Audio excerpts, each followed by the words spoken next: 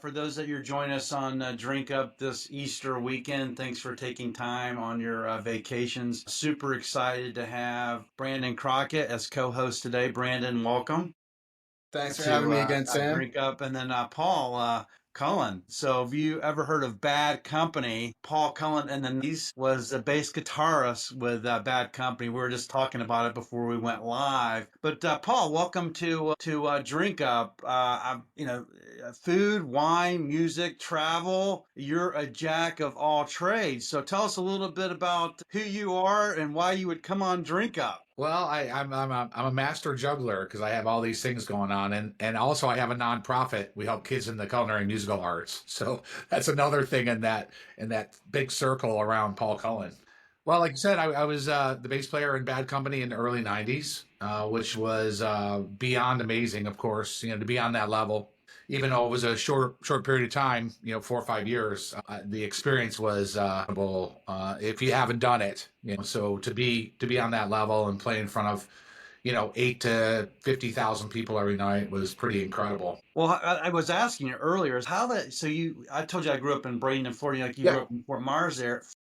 And there's a story behind, I'm like, how did you get on board with Bad Company in yeah. the 90s? Well, we had a great band called the Boys of Summer in Fort Myers, and we played 6 nights a week as much as we wanted to work. And we had some originals. So our local rock station started playing one of our songs, which was pretty cool because we didn't have a record deal, which is really hard to get played, on a major station if you don't have a deal. But they did. And then we would open up for concerts that they were sponsoring, like REO Speedwagon and Styx and Molly Hatchet. Boys of Summer would open up. Because of that notoriety, we became popular with some of the rock stars that lived in that area. And one was Brian, who was the singer of Bad Company at the time. And then Brian Johnson from AC/DC and Cliff Williams from AC/DC. So they would come out and see our band play because we had a really good band. And then they would sit in with us. And I just got in that circle of hanging out with those guys.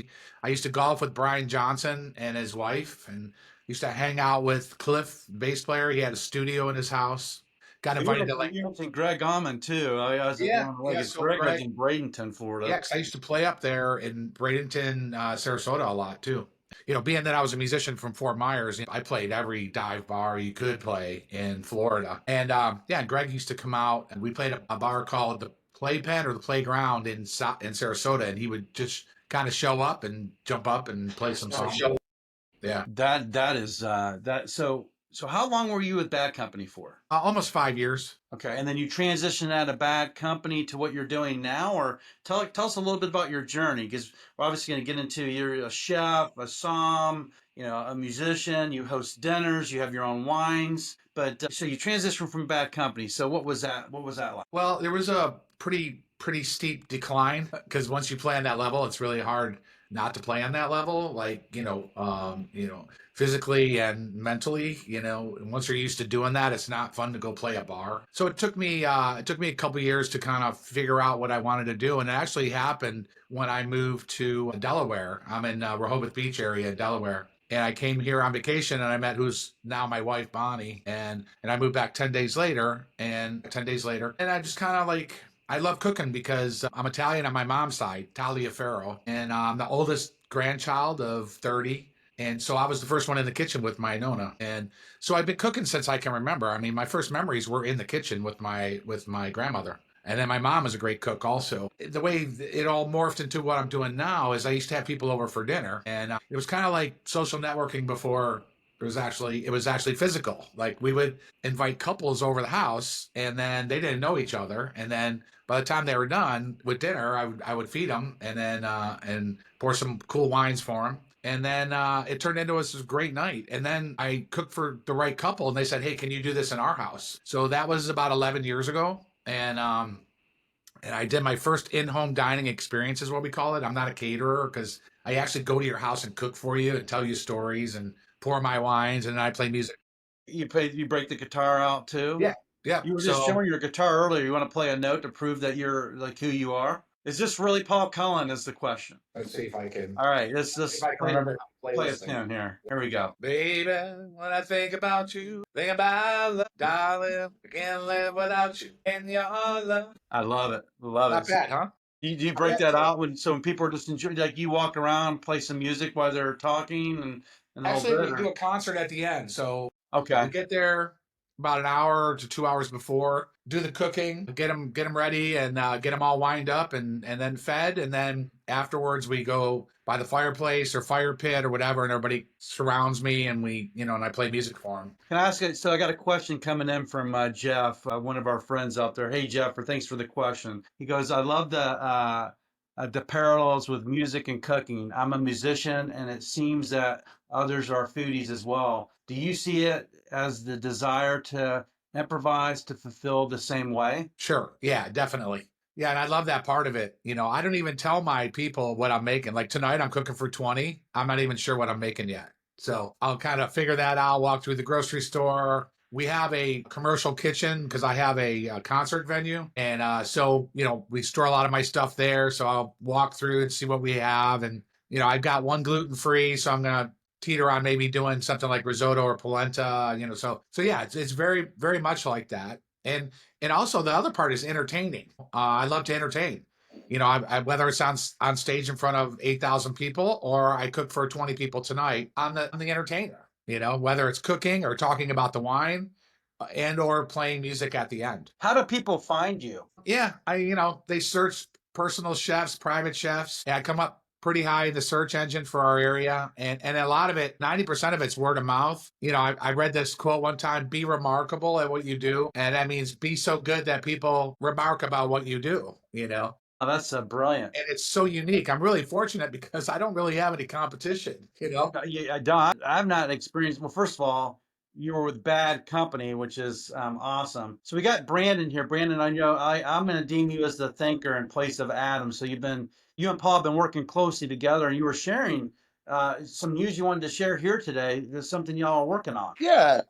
So my job with Paul, as you know, I'm over with Rogan Rec Consulting, and basically it's all about brand awareness. So because Paul has an amazing story, he's got multiple businesses. We're trying to connect them all together, obviously with a little bit of a focus on the wine, but the in-home dining experience, his story, his travels. We were thinking about maybe doing some kind of podcast similar to this, where you're entertaining similar folks within the music industry and talking about different food and wine pairings. But he's written a book about 8 years ago, Paul, and feel free to jump in, but I think it's time to revamp that book and maybe start doing a little bit of a book tour, updating of all the places he's been over the last 8 years, maybe the people that he served, maybe bring in some of his rock star friends as an element to that. And then we're just going to hopefully do some kind of book tour to really boost his visibility, his story, his wines, his in-home dining experience, all of the things combined, because it's one big package. It's not just Paul Cullen the chef, Paul Cullen the winemaker, Paul Cullen the rock star. There's a lot of meat there that I think. Well, you're a Renaissance man of sorts, right? Yeah, I've been called that. Yeah, I'm not sure what that means. No, okay.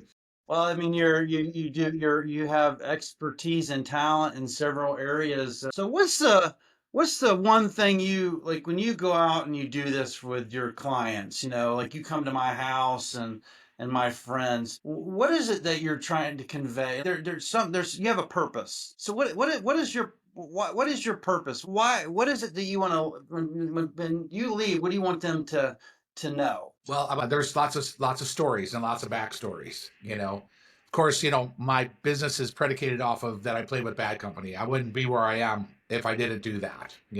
I might be successful somewhat, but the whole driving force to start with, anyways, is that I played in Bad Company. Once I do a dinner for them, then now it's Paul Cullen, and they hire me. Like tonight, this is my third time I've cooked for this family.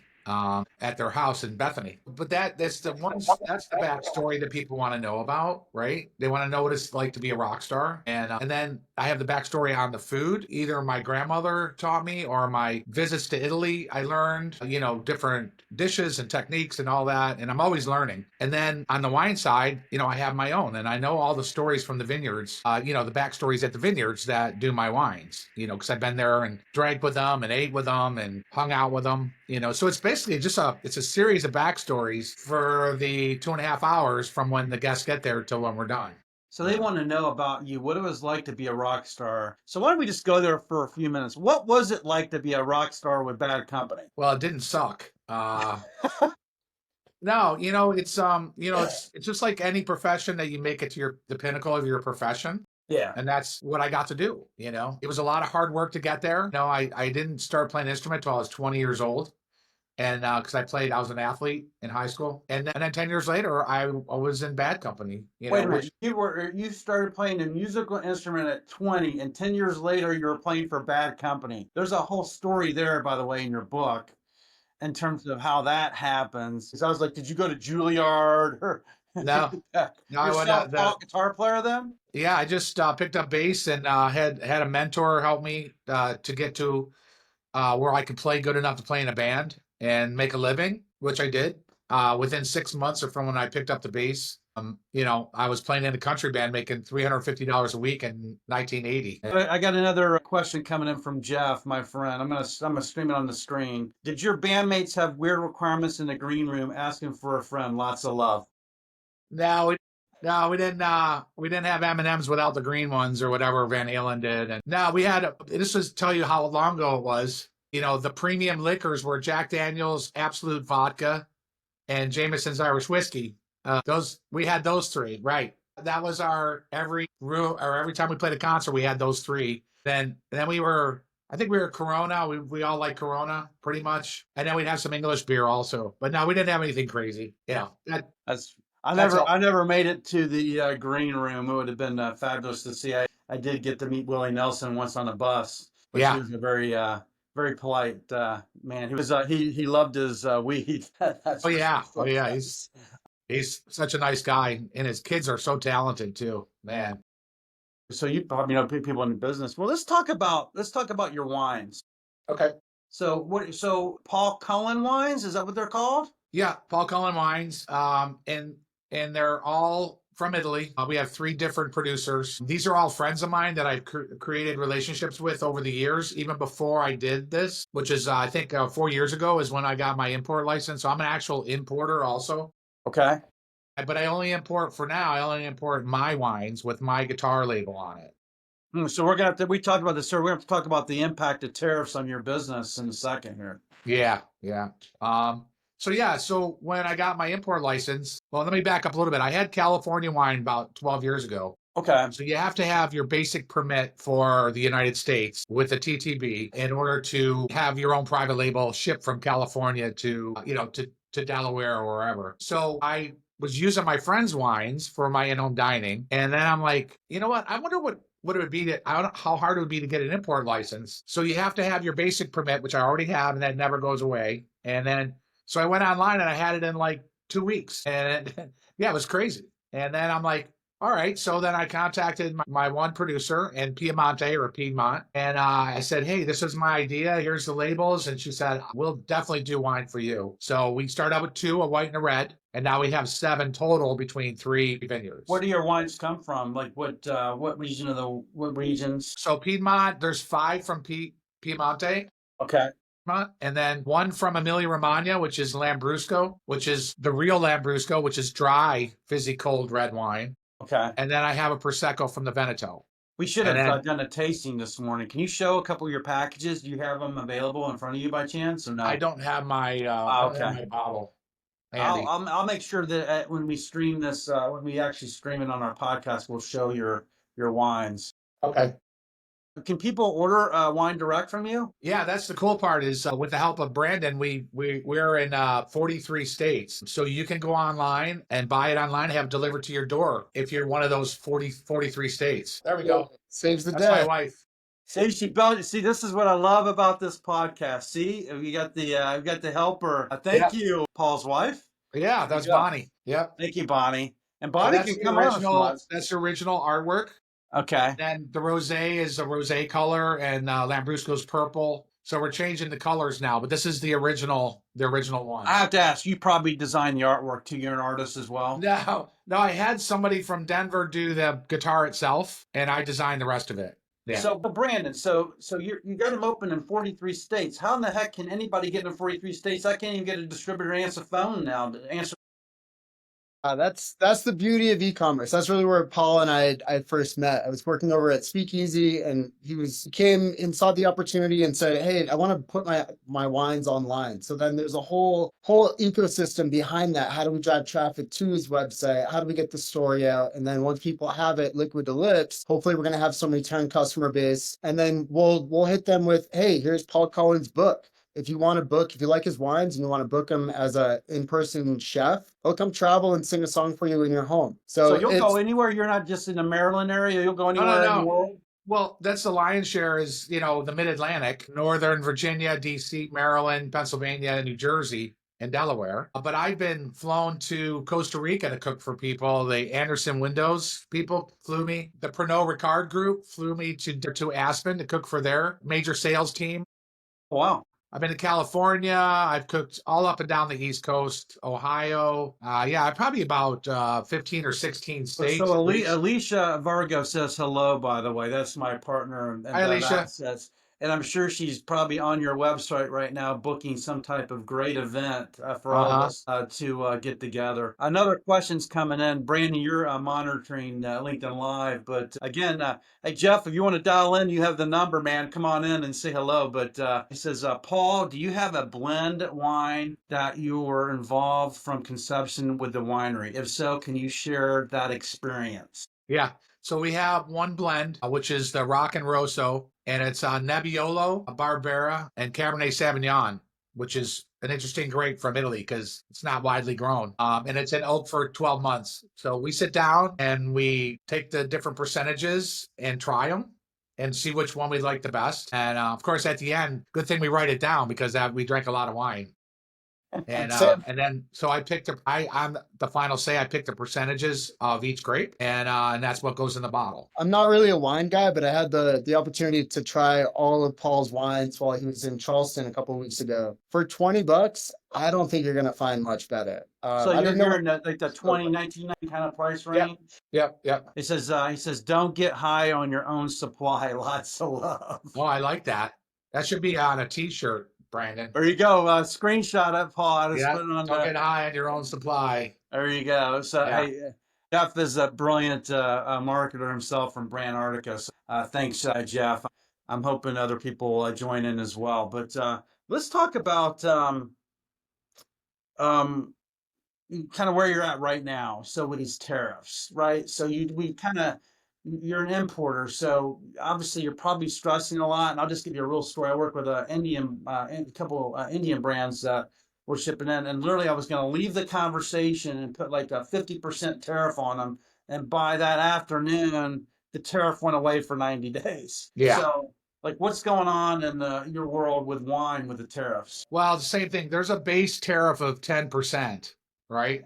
From what I gather so far. Obviously, he dropped the 25 or the 20, whatever that was. So we're going to have to pay an extra 10. And, I'm not very happy about that because I'm already on skinny margins because I want to keep my wine, I want to keep my wine, at a reasonable price. Accessible right? at a reasonable price. Yeah, got it. Yeah. Just so you know, while we were talking, I gave all your listeners 25% off on their first order of wine, and all they have to put in is SAM, S-A-M. Brilliant. I'm worth 25%, people. Did you hear that? And I'll actually put that when we play the podcast. So on first order, Okay. 25%. So I'll roll that out, and then Just just SAM go- in capital letters, S-A-M. Yeah. Anyways, I guess So- some excitement here. Woohoo! I was going to order the blend. Love it.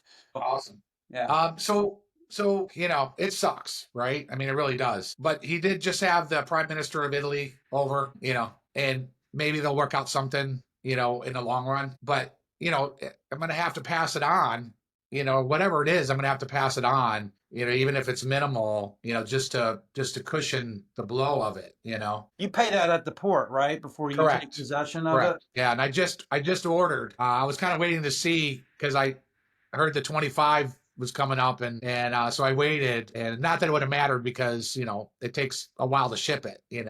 they're bottling it right now, actually. So I should have it in like 45 days. So talk about supply. Are you bringing in more supply to cover yourself for a time period? I know a lot of people are looking at that. Well, see, it's a juggling act. Again, I'm the juggler. Because I don't want too much wine in America because I have to pay for the storage, Yeah. right? So then that brings my bottom line down. But I don't want to run out either. So, like I said, it's a juggling game. So, I mean, if I was a bigger company, have my own warehouse and all that, I mean, it'd be a little bit different story. But our distributor in Delaware stores all our wine, and then we take it to DC. So all our wine's shipped out of DC, and so I take it over. They put it in the warehouse. Order comes in, and they're amazing. Within 24 hours, you get the wine shipped.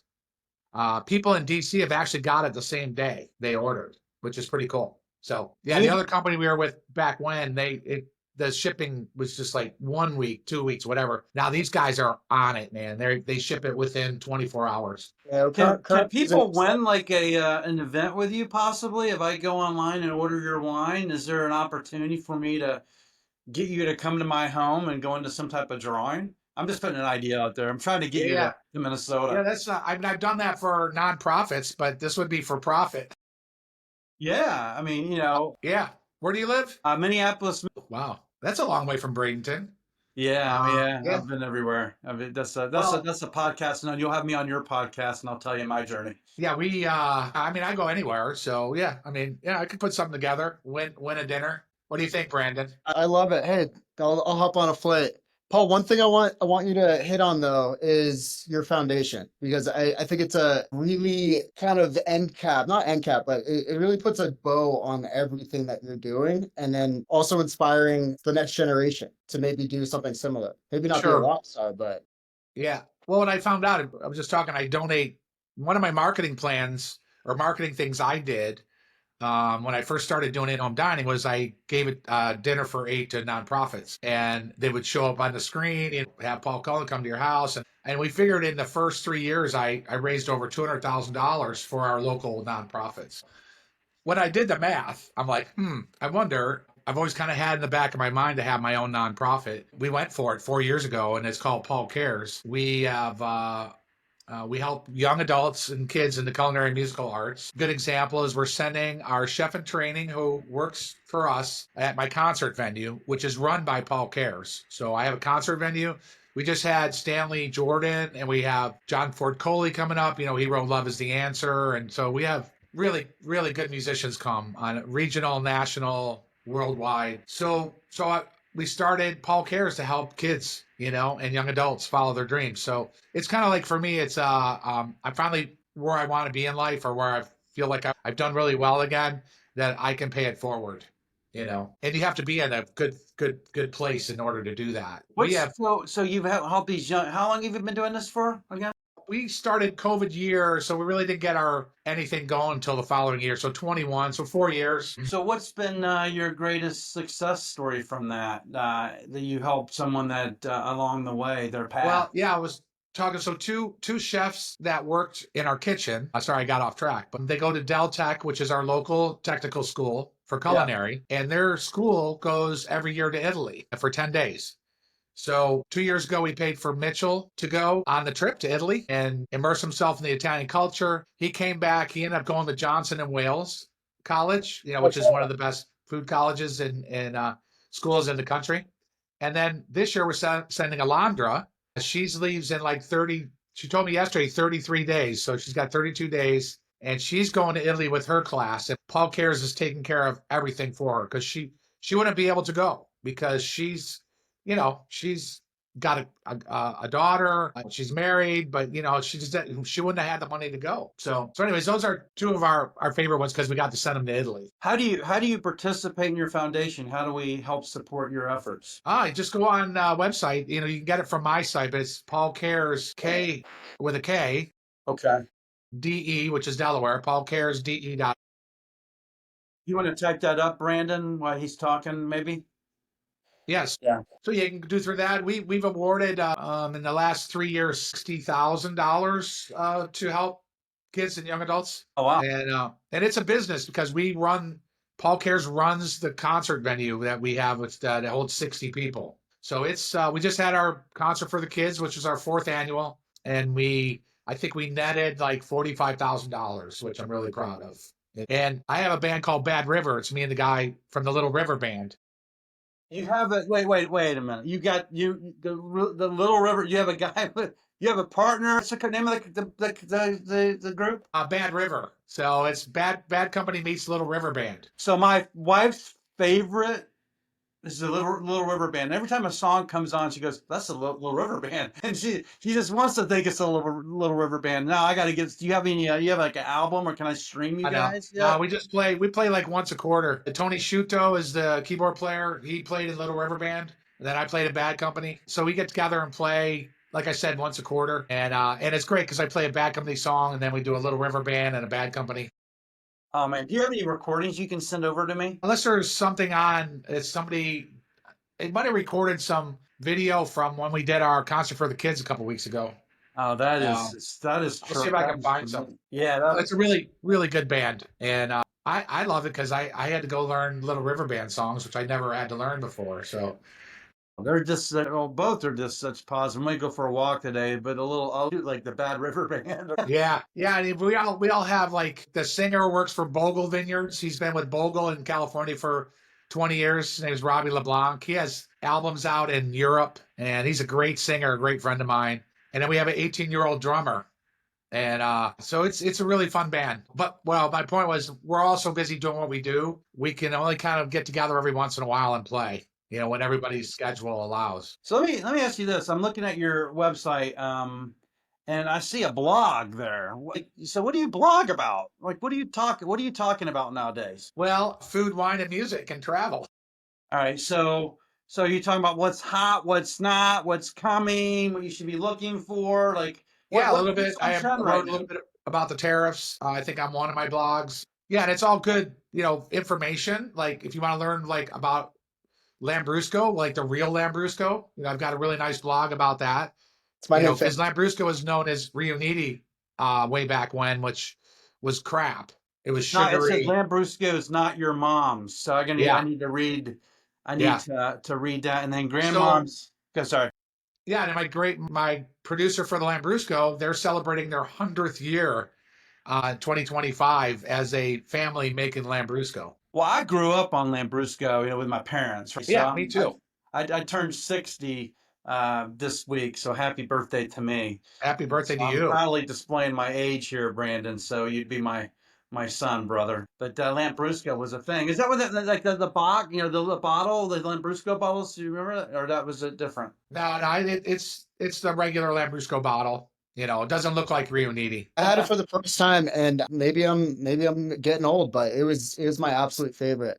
But Alicia had a question on LinkedIn, and this all kind of ties back to kind of some of the marketing aspects of it. She said, Brandon, can you take us through the brief steps of how you spin stories? What do you look for when a new client comes to you? What Paul just mentioned, the in-home dining, the rock star aspect, the wines, the history of the wines, where they're coming from, the Paul Cares aspect of it. When your bottle is on a shelf, you only have the label to tell that story. So if you have the passion, you have the stories, more than just, hey, I wanted to start a wine brand or start a spirit brand. The story behind it, and then using content like this on podcasts or short form video to really get your story out. Those are the kind of brands that I like to work with. But more importantly, those brands are going to have the most success out in the market because customers can now connect with the brand rather than just the label on the bottle. So Paul's got a whole bunch of stuff that we're going to package up, put into a book, and then educate the market on who he is and what his products are. So you and Paul have this relationship that you're building like this ecosystem around him, I'm thinking, in terms of, because he has his foundation. I think it's a foundation or support like the people like in the music community, future chefs. You have your winery. You're a chef and you're cooking over here. Now you're a writer down here. So you're basically just bringing that together to make sure people understand who Paul is, the brand. Paul, are you the brand? Yeah, I guess I am.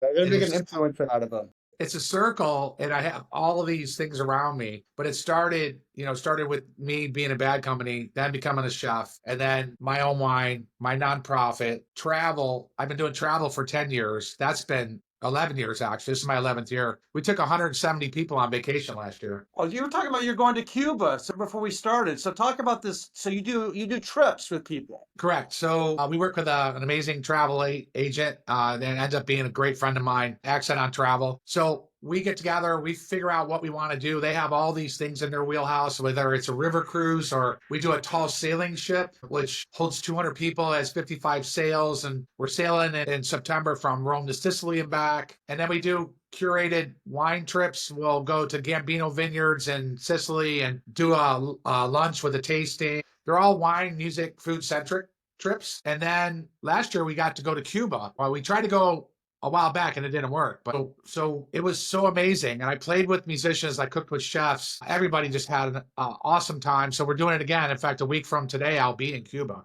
with 30 people. I'm gonna find that video of you in the youth orchestra because it is so. Oh, yeah. So I played with Oh, them. yeah, we can stream here. Let's show that video. Do you have any video? Actually, while you're trying to find that, do you have any video of you like at your like wine dinner so people can see what that looks like? Do you have anything that you've done? Yeah, I don't know if I have any video from the actual dinners themselves, but I've got some cool videos of me being on TV talking about my wines, on Yeah. Fox TV in Baltimore. And Can you show that? Can you show one of those Yeah, videos? Oh, they're all on the website. Check I out. don't know if it's easier for me to do it or for you. yeah, you can just Yeah, I share. You just put just in the you hit chat. share. You hit share on the bottom. See where it says share, and you can share presentation. Paul, let me. Can people find you across all social media Yeah, channels? it's all so paulcullen.rocks is my website, but all Okay. my Instagram is Paul Cullen Rocks and my Facebook page is Paul Cullen Rocks also. Okay, like here. So here's Instagram.com. Paul. Oh, there's the Cullen. reel. Yeah. So you can everybody that we tried to play earlier. So I apologize that we had some technical difficulties. Well, let's transition a little bit. So we talked a little bit about the tariffs. Do you have wines in the U.S.? Yeah, I just actually they're sitting on my counter. I haven't tasted them yet. So Okay. we're diversifying, which I thought about doing already or before, but then with the tariff situation, I reached out to some people in California, and I've got samples coming in, over the next week or two, and we'll pick one or two, and we'll do a couple California wines. Oh, that's great. Yeah, and they're shiners, so they're already bottled, ready to go. So the process could take a couple weeks instead of a couple months being from Italy. So that the quickness of getting it from California is going to be very beneficial. Do the wineries when you go to find a winery, do they actually label, bottle, cork it, everything else for Yep, you? they do everything. So that's Yep. basically you just white label some of their wines, or they actually make a particular profile of wine for you, or is it a combination of? Well, single varietal ones, no, because it is what it is. But the blends, we're a part of that process. With California wines, they're already in the bottle, ready to go. So I just got to taste them and say, yep, we want that one. And then I do the artwork for the label. This is cool because you can't really tell, but this is embossed, the guitar is. So Yeah. it's shiny and it really sticks out on the shelf. Like if it's sitting on a shelf and no light coming down on it, it definitely catches your eye. Wow. So we'll change up the colors for the California wine. We might do a reverse one where it's a black background with a colored guitar. Okay. I'm just trying to stay in the same brand, the same logo-ish, and I just change up the colors. Got it. Brandon, so from what you're doing with Paul, how do you bring like a new item to market with Paul? What's the process there? I mean, everything is going to circle back to online first. I mean, it's easy to get liquid lips. You can service the entire country. You don't need a ton of distribution. And then from there, we're just going to figure out the data behind it. Who's purchasing, what SKUs they like, where they're purchasing from. And then once we analyze that data, maybe we're going to make a pivot to more reds, or maybe it's whites, and maybe it's the Northeast versus the Southeast. There could be a completely different customer base that we're going after currently that might not be buying the wines, but with the data from e-commerce, we're going to quickly figure that out. And then from there, we're going to build kind of the brand around solving a customer problem. What do they like? What do they not like? And then pick up more distribution from there, because there's a really good story, and Paul's going to be out there in the market doing these tastings and and kind of meet and greets. So there's such a big opportunity here for Paul to really become a national brand pretty quickly, but everything is being started online, slow, methodical, using some digital marketing, doing some PR campaigns like we're doing with your podcast, and then growing in a little bit more data centric vantage point. So you're talking about data. So when you talk about like what kind of my data, like I'm online, I bought the product. What kind of data are you talking about when you're talking about data? So you can get basically whatever information you want. Somebody's name, email address, their demographic, their geographic information, what time they purchased. And then once you have enough of that data, then you just aggregate it. You kind of figure out, all right, well, there's a big pocket of people in the Pacific Northwest. Let's think about picking up distribution in that area because clearly there's an audience that's buying a product. So then we reach out to companies like Bev Assets to help find us distribution, frontline sales support, boots on the ground. But we know that that's going to be a viable market for us with the data that's coming in through the e-commerce shop. Yeah, I can tell you, Paul and Brandon, I was at Walmart on Thursday in Bentonville and met with the three buyers. So one that does the east, the west, the head buyer, and then their boss came in, the senior vice president of merchandising. And it's interesting is you know what the number one thing is a retailer is interested in when you talk to them? Pull through success, prior success before you're even on the shelf. The the revenue per store per week that item can generate, right? So it ties back to what you're saying about the e-commerce thing, because if I could go in there in the story and we asked the question, we said, what is your average, dollars per store per week? And it was $35. So I'm giving everybody free inside information here, $35. So if you think about, you're selling $20 bottles of wine and you're doing it through e-commerce, which you talked about. I mean, like, what are you averaging in terms of purchasing, in terms of velocity? Because maybe there's a story there, because a distributor wants to know that too, Paul. Yeah, as far as the online sales, yeah. I mean, it's been good, but yeah, go ahead, Brandon. I'm just saying that, well, there's, regardless of what the actuals are, there's a lot of different ways that you can kind of tweak the cart value for the customer. So free shipping on 3 bottles or more. So now we're enticing the customer to buy 3 bottles. That's what we want our average order value to be. And then what we're going to think about doing is adding some merchandise to that too. So it's not just a bottle of wine, but now you're getting signed glasses or some glassware. So there's a lot of different ways that you can slowly tweak your top performing SKUs by just adding those little marketing incentives, and then using the email marketing behind it and the social media and telling the brand story to really get the messaging out there to drive traffic to your website to generate more sales. So once people come to your website, so I have a friend, Jason Sieper, which owns Wine Keepers in California, and he says that most people that come to his website, they eventually don't. They're like, they've had them for 10 plus years. Do your people, they've been sticking with you? What's the sticking? Are people sticking as they come to your social media piece, or how does that work? Yeah, I think they are. Because we're always updating it, and people want it, and they go to my website for a number of reasons, whether it's because of the nonprofit or the wine or the travel. So we're always engaging, we're getting people come to the website. They might not necessarily go there for wine, but when they leave, they know about the wine, Right. I mean, because you bring a lot of value in terms of what you two are doing with this 360 degree of marketing around you is pretty amazing, because I can go to your Instagram and I can book you to come do a concert with me. I can go and make a donation to your foundation to help kids. And heck, I can book a trip in Cuba. And meanwhile, I'm ordering my wine online, right? Right. So the value that you're bringing is pretty incredible. But every time I learned this lesson. I posted about this, and it was probably my best post I've done my entire LinkedIn thing. But I was walking outside, and there was this lemonade stand with 2 little girls. It's a good post. It's a good post.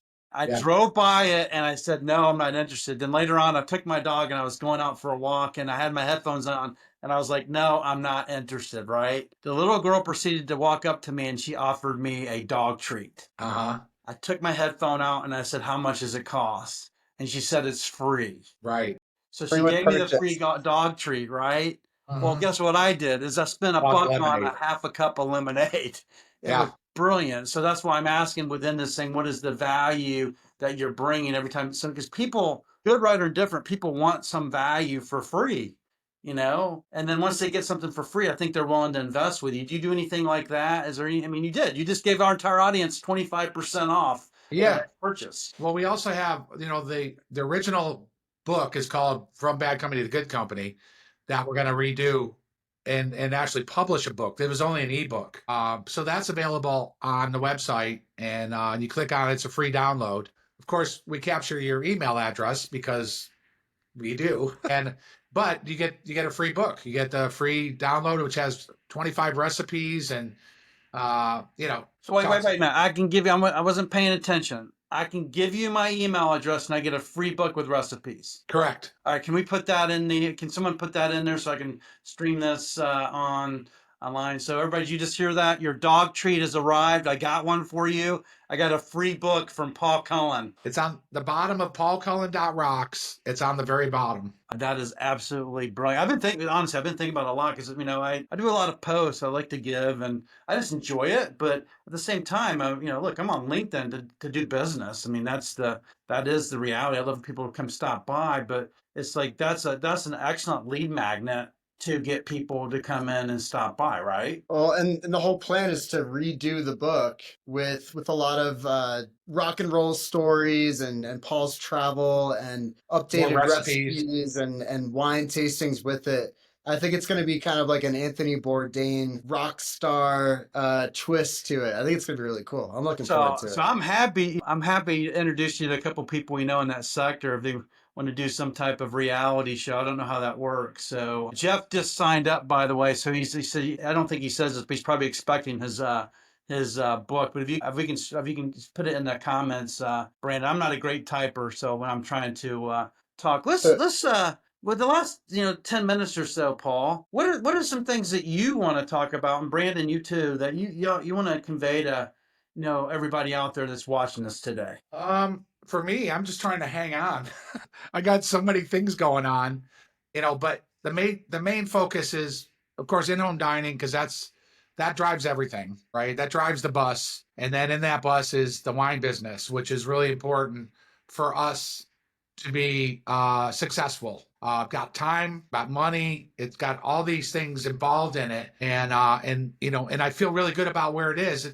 It's a process. We're learning as we go, right? I've made some mistakes financially, and because I thought it was going to be a certain way, but we pivoted, and I'm out of that. And now we have a very good system, of ordering online and shipping and all of that. It's all going really well, really smooth. And as far as distribution, we're only in Delaware as far as restaurants and retail. And yes, we could go to Maryland, which is a possibility, but it's hard for me because I'm the face of it, and you already know what I do, right? It's hard for me to do ride with in other states, and that's why the online direct to consumer makes more sense for me, is that I could do it from my desktop, talk about my wines, do a wine tasting, play music for people at their house, put me up on their big screen, while they're drinking my wines, So we have a lot of ideas on how we can, have me part of their party without actually being in Arizona, you know what I mean? While they're drinking my wine. So I want to give a shout out to ExcelPay being the platform that's making all that possible. But Sim, I want to ask you a question. Having been in the industry for as long as you have, having seen all these startup brands come and go in fads without even trying the wine, but knowing that Paul is e-commerce first and has all of these things surrounding, obviously he's a great badass guy. Why would you not buy this brand? So there's a lot to be said about there's a lot to be said about celebrity. And matter of fact, we talked about this at Walmart the other day. They have a lot of celebrity brands, and you are a celebrity, and you said it that you get people in because you were with bad company, right? So you're using your celebrity to do that. But what's really important is after the celebrity is done and gone, and no disrespect because you are a celebrity, is what is the value you're going to bring, and you're doing that, with the entertaining, the trips, the book and the wines. There's a lot that goes. It's more than just the wine; it's the experience. And so there's so many people that come up with a brand, but they don't have nothing else behind it. It's just I got a brand. And that's it. I got a label and I got a brand, but there's nothing behind it. People want to know about the experience, and what you're creating is the experience around Paul Cullen, Paul Cullen Wines, Paul Cullen, entertainment, Paul Cullen, the chef. That is what people are interested in. I do some advising for a little company, and there's three things they talk about: distillate, distiller, and home place. So if you're clear on those, whatever those three things are, Brandon, and maybe we should talk about what those are that you want people to know, be really clear, because that's your purpose, right? And if you have that, people are going to pay attention. Those three buyers from Walmart, yeah, they have the $35 rule, and they're going to want velocity out of their store. But before you even get to the meeting, there has to be some substance behind your brand. I believe you have that. Yeah. Got every single piece to it. Paul's got such a great story and all the right pieces in place. So my job at Rogan Rat, helping Paul just kind of get the exposure, is just that. We're going to be doing a lot of digital marketing, PR, press releases, hopefully a book tour soon, maybe a musician brand ambassador program, getting people to the website, showing the velocity and the pull through online. Then we're going to take that data to hopefully the Walmarts and the Costcos of the world, saying, look, here's the return on ad spend. Here's cost of customer acquisition. Why are we not on your shelf? Clearly, there's a brand here outside of just the wine. Yeah, you have this story. You got to build the velocity in those markets, and then you got to get into distribution. You got to use someone like us or someone like us or whatever to get feet on the street. Because at the end of the day, you got to get that item moving off the shelf in the consumers' hands. Liquid to lips is everything. Oh, and then look, quality, consistency, and authenticity. Those three things. Jack Daniels talks about those things. That's why I leave him up behind me on my shoulder every day. He's makes me Right. think about that. But if you have good quality, it's always consistent with buy it, and then you being the authentic person behind it, your price is worth what gets charged. And that's the story of Brown Foreman and or Jack Daniels over and over again. Right. So first of all, you're going to have to play a closing song. So I'm just going to warn you. Okay. You can do that. Okay. All right. But Yep. what do you want to leave? And then Brandon, you too. So we'll start with Brandon. We'll start with you. Then we'll start with Paul with his closing comments. I'll make a comment, and then Paul, you can play some music, and we'll end the podcast. Okay. I guess for me, it really, and I've touched on it a couple times. The brands that I like to work with have the brand story. They're passionate. They're salt of the earth people. It's not just your bottle on a shelf and the label. You got to have good juice behind it. But the reason why people are especially the younger generations, are starting to have this gravitas towards these low and no alc brands or the better for you, it's because of the entire story.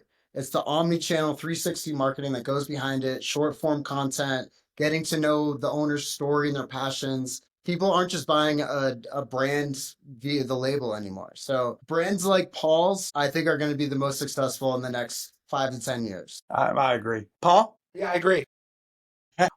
Before Paul, I tell you what. Before you go, Paul, because you're gonna do the closing today. You're gonna tell everybody about your closing thoughts. Get the guitar ready, get it tuned up, ready to go. But I had to call it Alicia because I forgot her last week, and she is my closest friend and ally. She refers to me as her work husband, and she's my work wife. She says it's good luck to stop by every lemonade stand. You never pass a lemonade stand. Cardinal rule for long. So I hear you loud and clear. I will never pass a lemonade stand again. But I didn't. I did. They enticed me. So Paul, the floor is yours. Yeah, it's been a wild ride for the last 11 or 12 years since I started doing this, but I wouldn't have it any other way. Although some days, it'd be nice to be able to rest up a little bit, but whatever. And I'm really excited about where everything's going, because when it started out 10, 11 years ago, it was, it was okay. And then it's just taken off. Good example is my trips. My first year, I did 18 people on one cruise. And last year we did 170 people on 3 different trips. So that kind of tells you the upward trajectory that we're on, Yeah. and same with the wine. We started out with 2 wine and 2 bottles, white and a red, and now we have 7. We weren't online 3 years ago, and now we're online. And I feel really good about that, and especially talking to you guys, because the brand is so big. The Cullen brand is there's a lot there. And it could be somebody goes on a trip with me, or somebody buys wine, or somebody does in-home dining, somebody donates to my nonprofit, or you do all of them, right? My circle was this big at one time, now it's that big. Yeah, love it. And we can't wait for it to get bigger. I don't need a bigger head. need to get bigger. And being successful in the wine business we're definitely focused on that part. And because that has to be successful for me down the line and for the short term and the long term. Well, the value you bring is tremendous. Thank you so much for stopping by Drink Up today, and I'd love you to put a closing song in for everybody to hear, and then we'll just wrap up and ask y'all to remain on the line, you and Brandon, but then we'll say goodbye to everybody after you sing your song. Well, thanks so much for having me. And Brandon, this is I love doing stuff like this. I love reaching out to people and getting to know more people so more people know my story. So this is a great way to do it. So I thank you for that. Your network is your net worth. I can't stress that enough. I know, Yep. Sam, you live by the same. Yeah, no doubt. Yes. Here we go. Company, always on the run. Destiny is a rising sun. Yeah, I was born a six-gun in my hand. Behind the gun, made my final stand. Yeah, it's what they call me. Bad company, I can't deny. Bad company to the day I die. Surely to the day I die. Thanks everybody for joining us on Drink Up. Happy Easter, everybody. Thanks, Paul, and thanks, Brandon. Until next week. Thanks, guys. And that is a wrap.